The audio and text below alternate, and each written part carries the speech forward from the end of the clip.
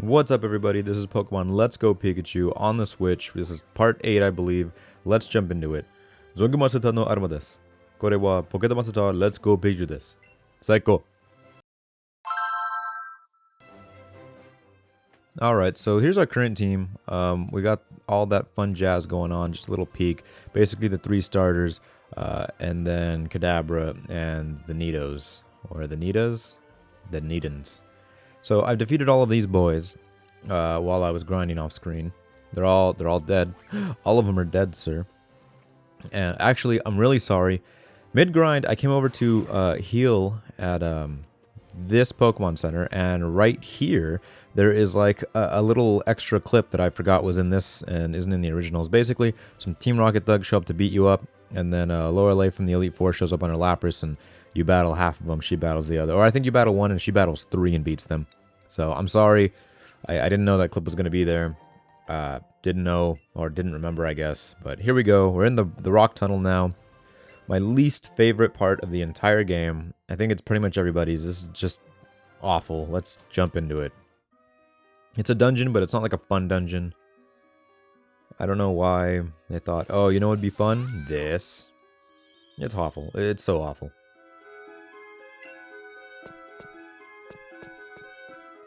Sorry if you hear like belches and horrible, horrible sounds coming from my body. But I just had a monster and 2 Hot Pockets. A slice of salmon and a brownie. And they are just all battling it out in my stomach. So I really don't like the, what's it called? I don't like the, how you say in America? This isn't a dungeon of sorts. This is more of like a gauntlet. There we go. A gauntlet of but not, I guess a gauntlet implies it's like difficult. This isn't difficult. It's just annoying. So, luckily in Pokemon Let's Go, they show you the Pokemon so you can avoid them. But this is like Zubat heaven right here. And all of the trainers in here are just like annoying to battle. All at the same time. So, that is just something like, I guess if you want to enjoy this game, you got to deal with it regardless. Because after this, once we get to Lavender Town, the game is really going to start going. Probably going to switch to Ivysaur in a second because this is going to take too long with Wartortle. So, what's it called? After this, when we get to Lavender Town, the game's really going to pick up in speed because it's going to give you the availability to challenge, the Celadon Gym, the Saffron Gym, the weird mini fighting gym in Saffron, the Game Corner, and after the Game Corner, Silphco to fight Giovanni a second time. Once you get the Pokeflute from there, you can get the 2 Snorlaxes, which will open up Fuchsia. Once you get Fuchsia, you get Surf. And then from Surf, you get the Cinnabar. And that's pretty much the whole map, actually. Once you get through Cinnabar, you go back to the last gym, where we all know where that is. And then just the Pokemon League. So after, this is like the last slow bit. So I'm also super sorry that I haven't gotten these episodes out too fast. The thing with this game is that there's a lot of grinding off screen I have to do for you guys, so I can't necessarily just what do you say? What am I trying to say here? Like post a bunch of episodes because I have to grind off screen and then other things come up. I don't actually have that much time to. Whoa! Did you see him come out of nowhere? He had to get juked. But I don't actually have that much time to play games. In fact, it's becoming so scarce. I want this Graveler. It's becoming so scarce, my time here, that usually the only time I get to play games now is when I go over to record at Patrick's. So that's pretty much been my take on the gaming aspect right here in terms of, god damn it. The worst part about this game, I'm pretty sure if you're just coming in at this point for some random reason, is that when you play it docked, you have to play with split Joy-Cons. So if you're playing with just a left Joy-Con, then it feels weird doing all of your button prompts with your left trigger finger, as well as, oh, of course, after I use it, it runs away. I'm so happy. Anyways, it feels weird to be in your left hand, and if you use your right hand, it feels weird to, I want this Cubone too. It feels weird to like move your character with the right stick. And then on top of that, the motion controls are always fighting you, I feel. Come on, Cubone. Come on, motion sensors. Just eat this real quick. And then yoink. I said yoink. There we go. It's nice. Cubone, stay in there. It's for your own good. I don't want to have to give you the... I'm going to have to beat you. I'm going to have to beat you like... What are you, wearing your mother's skull? I'm going to have to beat you with your mother's skull. I think I watched another video going over like cut beta content and that... oh, come on. Cubone was supposed to be part of the Kangaskhan line, or like maybe after Marowak it evolves into Kangaskhan, which I really thought would be a much better idea if that was the case. Oh, come on. There we go. Which is a much better idea. I think that'd be super cool. I'd much prefer Kangaskhan to be the end of the evolution than Marowak. I do like the Ghost Marowak we got later down the line as an alternate evolution, but they could have just made that like an alternative, like the Poliwhirl. Or the whole... what is it? Poliwrath or Politoad evolutionary split. Anyways, there's no way to avoid this Slowpoke boy, so we'll just jump into it.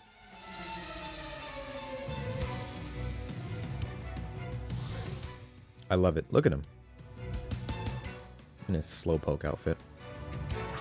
I actually have a friend, and like her favorite Pokemon is like Slowpoke. And I'm sure she doesn't dress up in a Slowpoke onesie, but she has some plushes, and I think that's cool. I know Des has some plushes here at the house, and she has like a Vulpix and a Alolan Vulpix, Flareons, Eevees. Basically, she likes foxes, I guess. Foxy boy. Look at this. This would look so much cool. There's like a little baby, what's it called? Cubone in its little thing anyways. Like, this would have been a much better evolutionary tree ending than just Kangaskhan being standalone. It's kind of whack. Like, if you remove the baby, I guess, too, it would look closer. I don't know. Anyways, we're going to poison this guy. And no, he avoided it. Oh, God. Well, I avoided it. Well, I guess that doesn't matter then. But, oh, there's a lot of cut content that would have been, like, really cool. Like, what is it? Gorachu? Or Goraichu? Or, I think it's Gorachu. Basically, there was going to be a third evolution of Pikachu. Back when it was just Pikachu and Raichu. There was going to be, like, one past Raichu instead of one before Pikachu. It was supposed to be kind of like Raichu, but with extra spikes and fangs. Which I thought would have been really nice, but I guess they excluded it for balancing reasons. And to be fair, this original generation only has, like, a minuscule amount of type variation. Like, there's very little electric, there's only one pair of ghosts, there's only one pair of dragon. It's not very, I guess it only is 150, and, like, every third Pokemon is in, like, a family. So, I don't know. To each his own, take it as you much. How do you like my little sailor suit, by the way? I guess I'm giving that guy a lot of, like nonsense for being in a Slowpoke outfit, but me, myself, I'm in a sailor outfit, so I don't really think... Do I have anywhere to judge?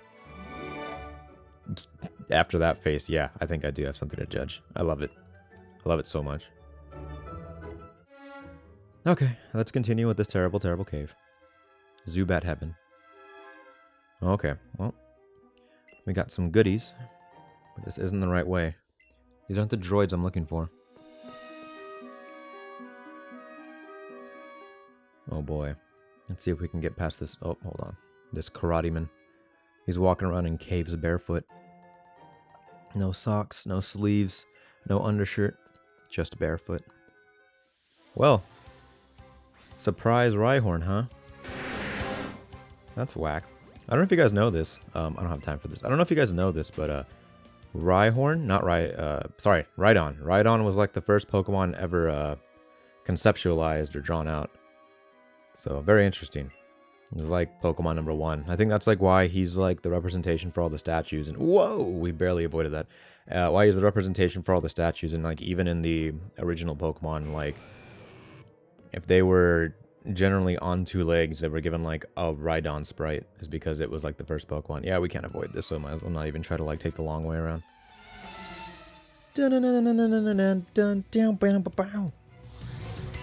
Hiker Oliver would like to battle. Hiker. He says hiker like it's an occupation. I really like those shows where they like they're gonna have like a house built, or they're like shopping for houses, and the husband and wife, or wife and wife, or husband and husband, whatever floats your boat, they'll be like, being interviewed. Oh, that's a weird move. Stealth rock. I don't understand. There's like shards of rock that just go invisible and stab you when you come out later. But basically, the couple in question go to buy a house and they'll be like, yeah, their jobs will be like, yeah, I'm a bird watcher and he's a part-time clown and we're looking for a house. Our budget is $3 million. And like, I don't understand. It's always like the job is always incomparable to whatever their budget is. It always blows my mind. Like, I am literally like, yeah, he's a bird watcher.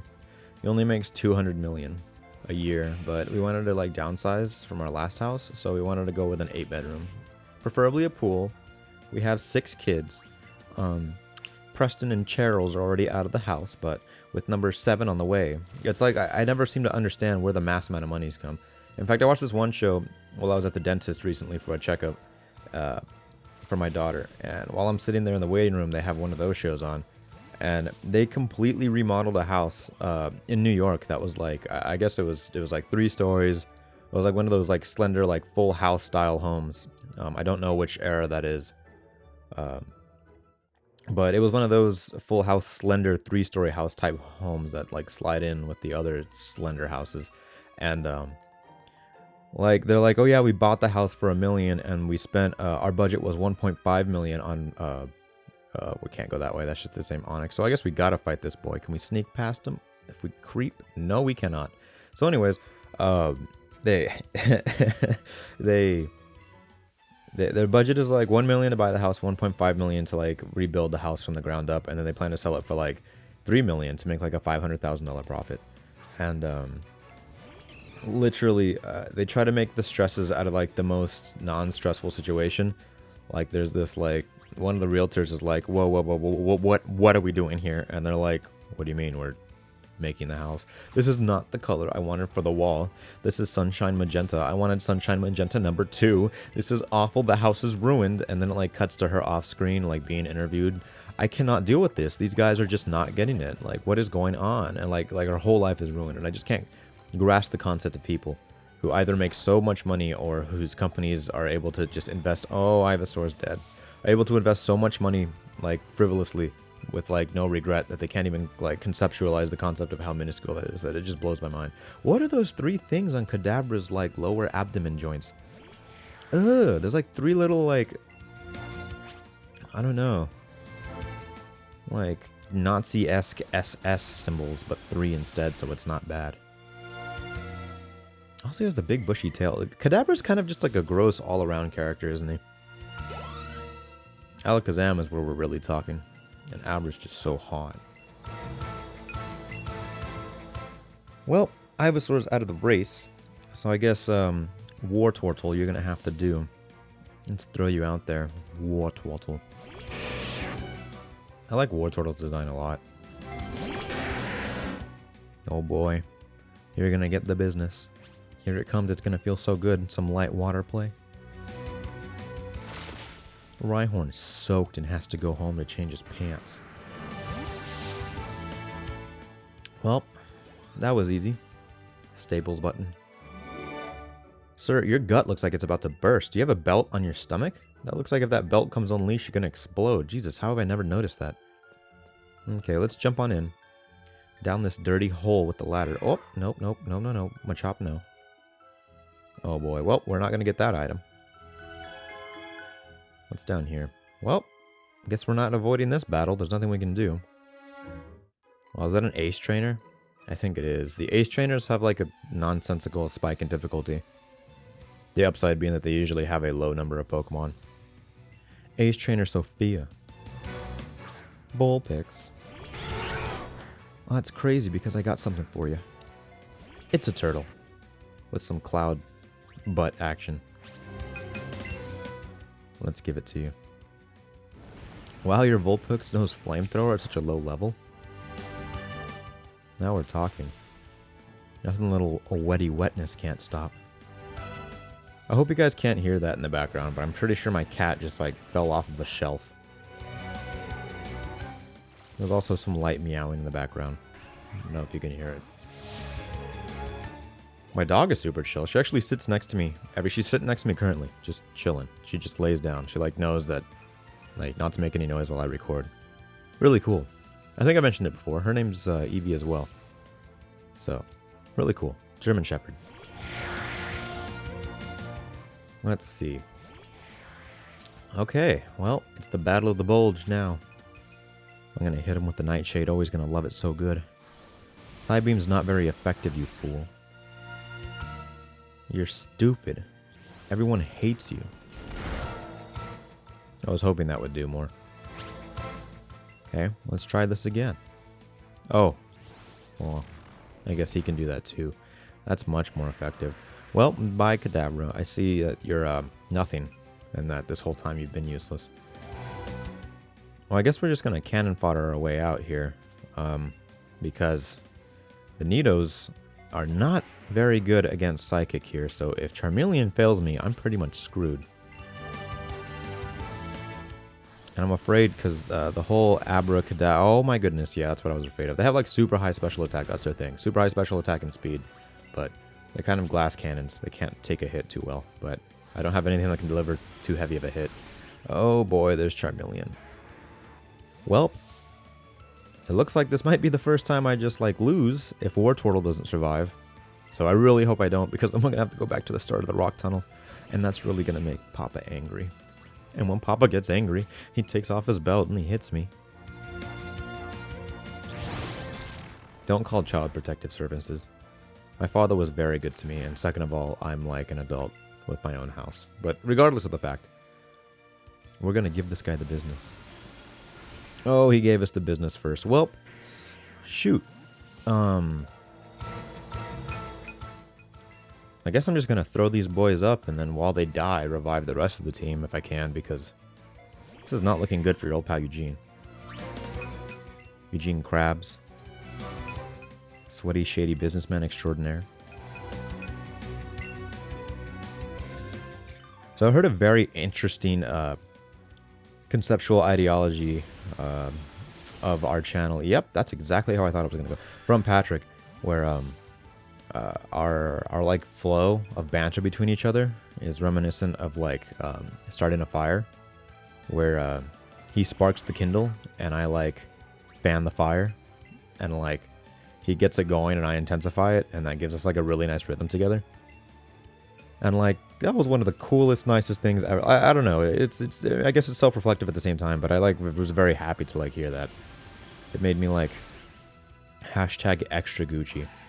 Where I was like, oh boy, together we are good. Together we are great. Alone we're like, you know, I'd watch it. But together, great. Together. Apes, together. Smell. Rise of the Planet of the Apes. I would love to see like a rated M Pokemon game where like the Pokemon just have enough and they finally rise against us. And like there's a few Pokemon that, like, you know, have bonded and, like, want to be, like, the quote-unquote, like, house slaves style. Where, like, they're like, no, we can do this, we'll live in peace by if we just submit. No, but, like, the other Pokemon are, like a Charizard eats someone's head off. And, like, they have to survive. Humans are being pushed back on the brink of extinction. It, like, cuts to, like, humans, like, in helicopters, shooting at Pokemon from like a distance, trying to quell them, and then like a giant, oh man, that Machop really got me out of nowhere. And then like a giant Onix or like a Steelix like jumps into the air and like bites it out of the sky. And like only the bottom half, like the pilot half, so like the rest of the helicopter goes down, the blades come off, and the blades fly away, killing like 10 people by cutting them in half. Just like a real rated M, I'm talking blockbuster experience of a horrible time. Just like a rated M Pokemon in general, I would like to like see at least once. Like I want them to do it just once. Just once. Or like it's bizarrely mature for the theme. Oh boy. We're not looking too good here. We have more revives.